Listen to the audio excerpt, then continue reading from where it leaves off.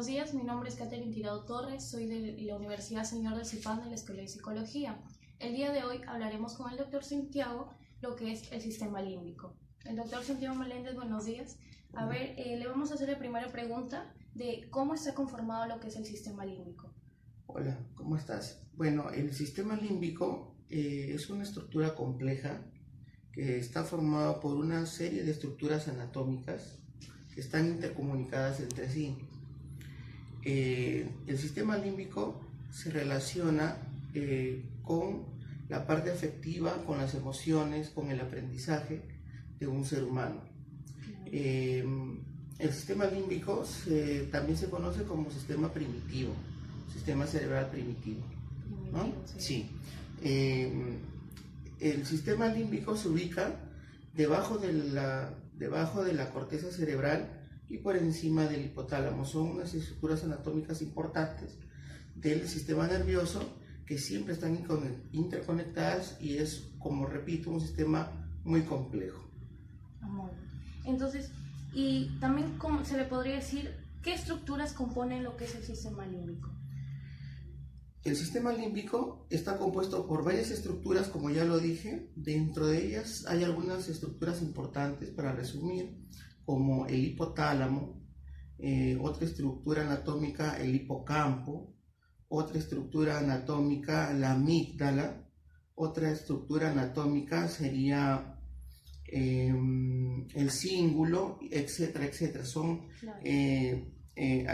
partes anatómicas que están intercomunicadas, ¿no? Entonces, por ejemplo, como le estaba hablando yo de la primera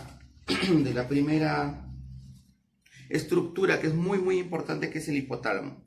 El hipotálamo se encarga del sistema autónomo y del sistema endocrino, ¿no? ¿Qué significa esto? Por ejemplo, nosotros no podemos decir cuántas veces puede latir nuestro corazón, claro, o cuántas veces podemos respirar, porque eso viene directamente del sistema autónomo.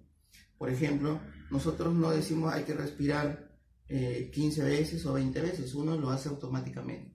Entonces viene la palabra autónomo, ¿sí? Autónomo. Entonces, por ejemplo, el hipotálamo también está encargado de lo que es la parte endocrina o endocrina.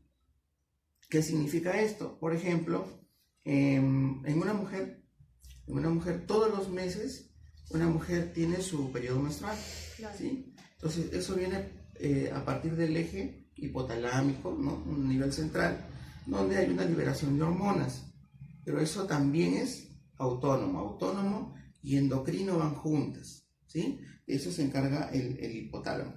Otra estructura importante es el hipocampo, ¿ya? El hipocampo está situado en el lóbulo temporal del cerebro y se relaciona directamente con la memoria, ¿ya? Con la memoria remota. Es decir, la persona recuerda todo lo que le ha pasado anteriormente, ¿ya? Es una memoria emocional, ¿ya? Entonces, por ejemplo, y se relaciona directamente con las emociones también. ¿Por qué? Porque si es que ese momento que tú has vivido ha sido agradable, recuerdas también una sensación agradable, ¿no? Se relaciona con eso, con la memoria emocional. Aparte del hipotálamo, del hipocampo que te estoy hablando, también podemos hablar de la amígdala, que es otra estructura que también está interconectada, que también se encuentra en el lóbulo temporal. Su principal función son las reacciones emocionales y la inhibición de conductas. Ejemplo, si un familiar se enferma o un familiar fallece, ¿qué pasa? Directamente uno siente pena, tristeza, y esa pena y tristeza va a hacer que el ser humano no pueda comer, no pueda dormir, ¿sí? ¿Me entiendes? O sea, todo está ligado. Es un sistema muy complejo. Por ejemplo, una emoción fuerte o desagradable causaría insomnio, menos apetito, ¿ya? Esa es otra estructura. Otra de las estructuras que también es importante, ¿ya? Es la corteza límbica, que está relacionada también con la memoria, ¿ya? Ahora, ¿con qué tipo de memoria se relaciona esta corteza límbica? Con dos tipos de memoria principalmente. Una memoria episódica y una memoria semántica. ¿A qué se refiere esto? Que en la memoria episódica la persona recuerda todo, sucesos con fecha, ¿sí? Con fecha. Por ejemplo, el día de la batalla de Angamos, ¿no? Tu cumpleaños, fechas. Y la última pregunta que le haría sería, ¿qué sucede si se altera lo que es el sistema límbico? El sistema límbico, ya. Bueno, como repetía o te decía, el sistema límbico es bien complejo, ¿no? Es bien complejo. Y podría haber una alteración del sistema límbico traumática por algún accidente, de repente en una moto o uno se accidenta, tiene una lesión cerebral y puede afectarse por lesión el área que conforma el sistema límbico, ¿sí?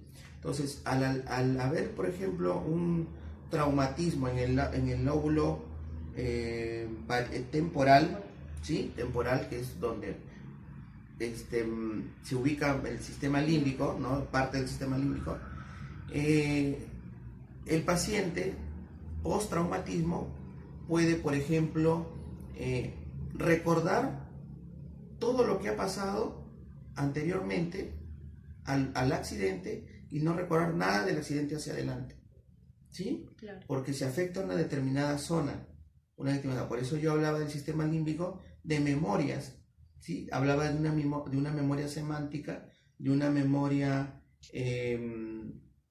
diferente, por ejemplo, episódica, semántica. Entonces, si se altera esa parte, el paciente puede tener alteración en la memoria, no puede reconocer a sus familiares, ¿sí?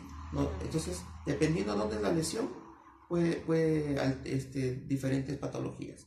Ahora, también puede ser el sistema límbico se puede alterar por el aumento del promedio de vida, ¿no? Entonces, ahora tenemos más pacientes seniles, tenemos más abuelitos, ¿sí? Claro. Entonces, tenemos enfermedades neurodegenerativas,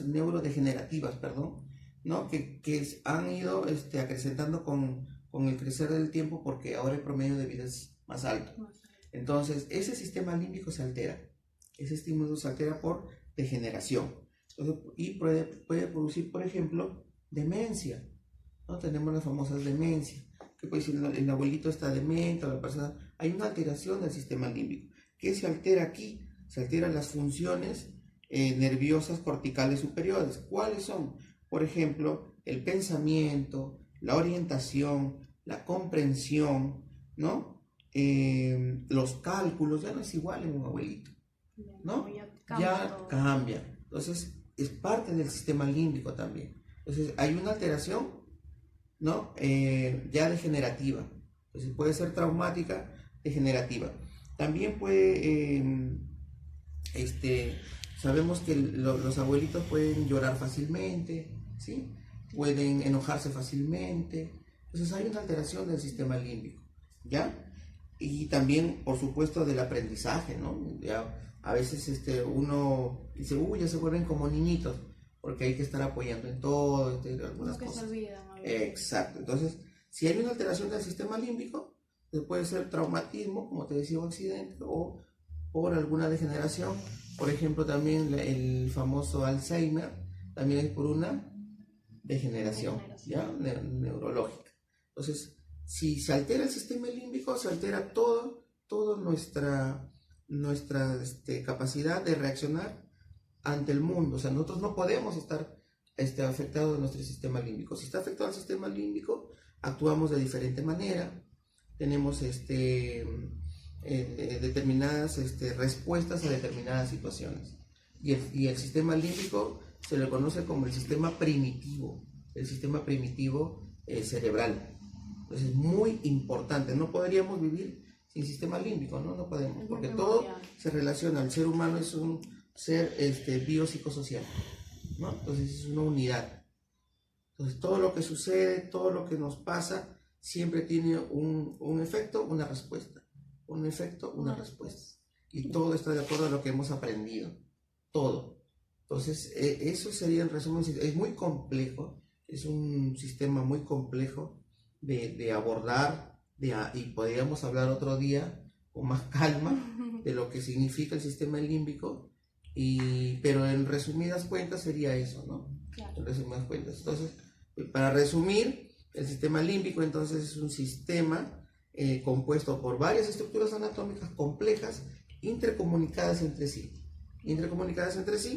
¿no? Que está íntimamente relacionada con las emociones, el aprendizaje, la memoria, ¿no? Y las habilidades que uno podía frente a determinadas situaciones de estrés.